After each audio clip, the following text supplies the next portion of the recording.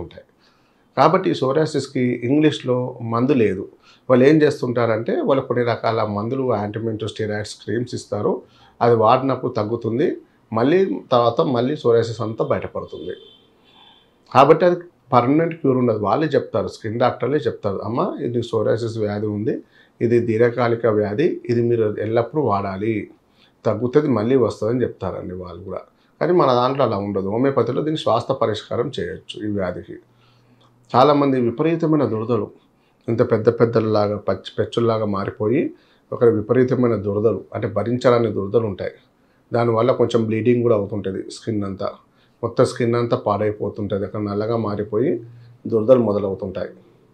ఇవన్నీ ఎక్కువగా సోరియాసిస్‌లో చూస్తుంటాం. మళ్ళీ సోరియాసిస్‌లో ఇంకో రకాలు ఉంటాయి. అరిచేతులు, అరికాళ్ళలోకి వచ్చిన సోరియాసిస్ మళ్ళీ వేరేనండి. ఇప్పుడు అరిచేతుల్లో ఉన్నాయనుకోండి పాల్మార్ సోరియాసిస్ అంటాం. అరికాళ్ళలో ఉంటే ప్లాంటార్ సోరియాసిస్ అంటాం. ఈ పాల్మార్ సోరియాసిస్ అరిచేతిలో కూడా చాలా మందికి చూస్తుంటాం. లేడీస్‌లలో ఎక్కువ మందిలో చూస్తుంటాం. వాళ్ళలో క్రాక్స్ ఉంటాయి. చిన్న చిన్న అరిచేతుల్లో క్రాక్స్ లాగా మారిపోయి అక్కడ విపరీతమైన దురద. వాళ్ళు డైలీ దువ్వెనతోటి కూడా దురద ఇలా రాయడం చూస్తుంటాం మనం. అంత దురద ఉంటుంది వాళ్ళకు.